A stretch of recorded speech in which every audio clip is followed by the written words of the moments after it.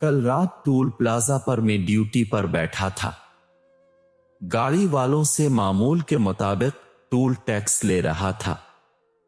اچانک ایک گاڑی آئی جس میں 4 لڑکے اور ایک لڑکی بیٹھی ہوئی تھی۔ وہ لڑکی مسلسل رو رہی تھی۔ میں نے کہا، اس لڑکی کو آپ لوگ کہاں لے جا رہے ہو؟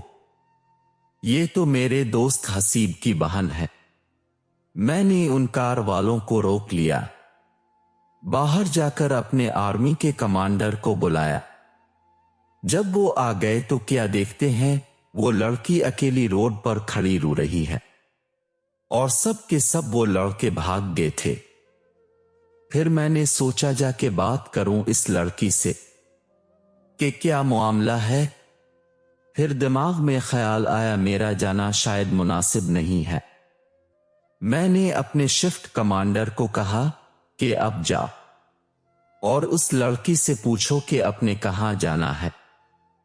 جب کمانڈر صاحب نے بات کی تو اس نے سب سچ سچ بتانا شروع کر دیا کہ میں فلاں لڑکے سے محبت کرتی تھی جو کہ میرا جاننے والا ہے۔ اس نے مجھے میرے ہی گھر سے بٹھایا اور رات 2 بجے ہم روانہ ہو گئے۔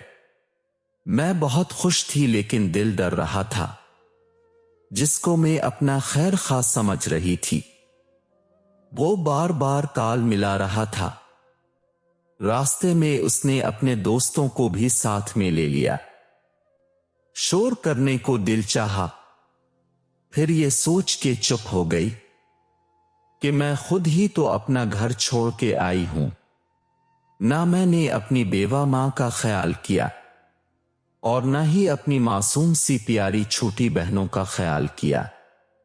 سارے راستے یہی دعا کرتی رہی، یا اللہ اس بار معاف کر دے اور مجھے بچا لے، دوبارہ ایسی غلطی نہیں کروں گی۔ میں چونکہ دوڑ کھڑا تھا اور میری طرف اشارہ کرتے ہوئے کہا، آپ اس بھائی کا شکریہ ادا کر دیجئے گا، اس کے پاس گھر جانے کا کرایہ بھی نہیں تھا۔ کمانڈر اسے اپنی آرمی کی گاڑی میں اس کے گھر چھوڑ آئے تاکہ صبح ہونے سے پہلے پہلے وہ گھر ہو۔ خدارا میری تمام بہنوں سے گزارش ہے، اپنی نہ صحیح اپنے والدین کی عزت کا تو خیال رکھا کرے۔ گھر والوں سے زیادہ آپ کو عزت کوئی نہیں دے گا۔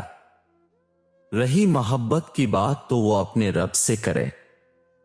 جتنی محبت آپ اللہ سے کریں گے وہ اتنی بلندیاں دے گا۔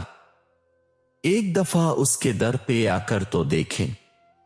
اور رہا سوال لڑکے اور لڑکی کی محبت کا، یہ تو آج کل جسموں کا سودا ہے۔ کسی کو راس آ جاتا ہے تو کسی کی جان لے لیتا ہے۔